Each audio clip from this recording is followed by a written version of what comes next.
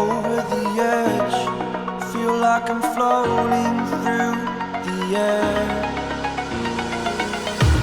The pain I felt is paid for, all is said and done. Oh, I am restricted, fixed upon the web.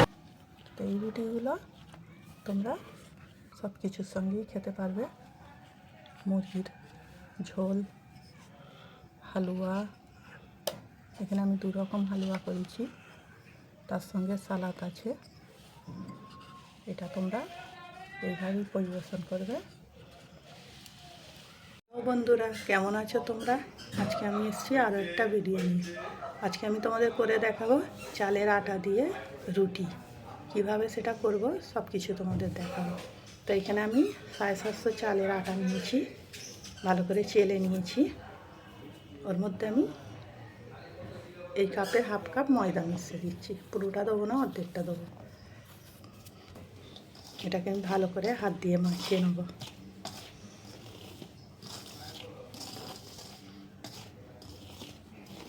আমি একটা চুলায় হাঁড়িতে পানি বসিয়ে দিয়েছি। পানিটা আমার গরম হয়ে গেছে, এতে নুন দেওয়া দিয়েছি। এখন এই চালের আটাটা এর মধ্যে দিয়ে আমি এখন একটা ডো তৈরি করে নেব। তো আমি পানিটা থেকে কিছুটা পানি তুলে নেব, এত পানি সব দেবো না। এখন আমি এটা তুলে রেখে দেবো। পরে আমি এখন চালের আটাটা এর মধ্যে দিয়ে দিচ্ছি।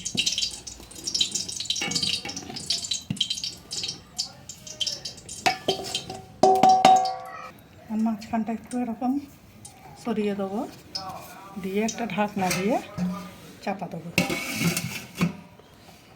এখানে আমি এবার ঢাকনাটা খুলে দেখছি, দেখতে পাচ্ছ পানিটা ফুটতেছে।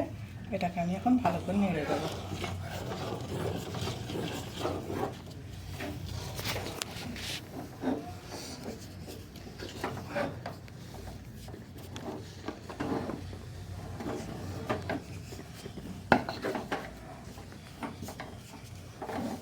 হয়ে গেছে, এখন আমি এটাকে 5-7 মিনিট ঢাকনা দিয়ে রেখে দেবো।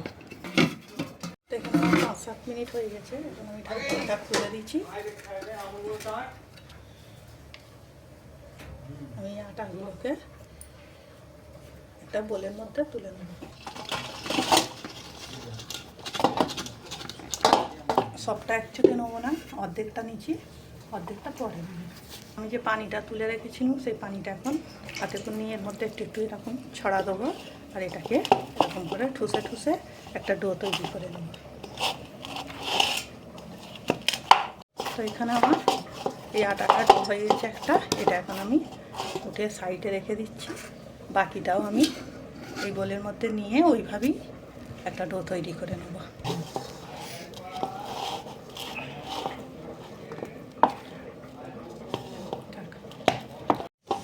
তো আমার এখানে এই ডোটাও হয়ে গেছে। এখন এইগুলোকে আমি এরকম লম্বা করে লেচি কেটে নেব।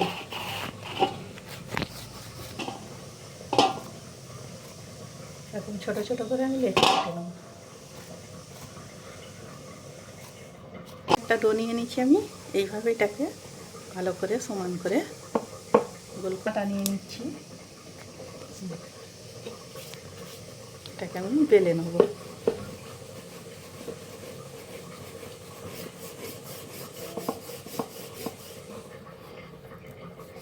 একটু করে আটা ছড়িয়ে দেবো।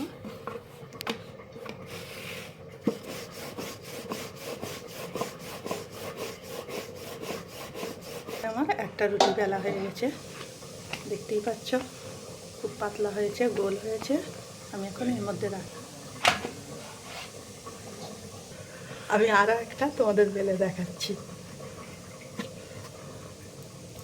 শুকনো আটা নিয়ে নিচ্ছি।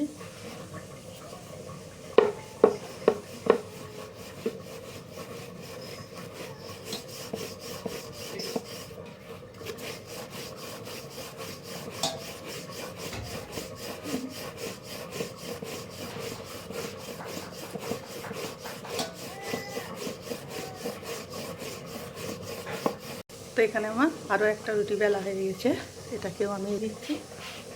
এইরকমভাবে সবগুলোই আমি বেলে নেব।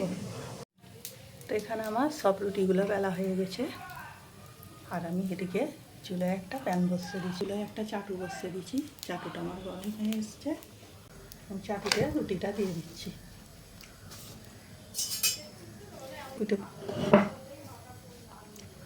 রুটিগুলো হালকা করে এপিট ওপিট করে সেঁকে নিলেই হয়ে যাবে। এটা এক পিঠ সেঁকা হয়ে গেছে, উল্টো দিকটাও দেখতে দিচ্ছি সেঁকে।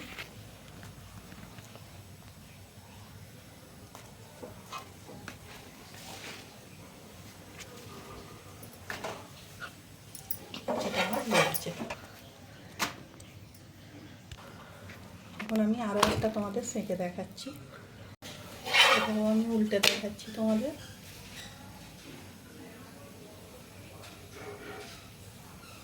দেখতেই পাচ্ছ কত সুন্দর ফুলছে রুটিটা,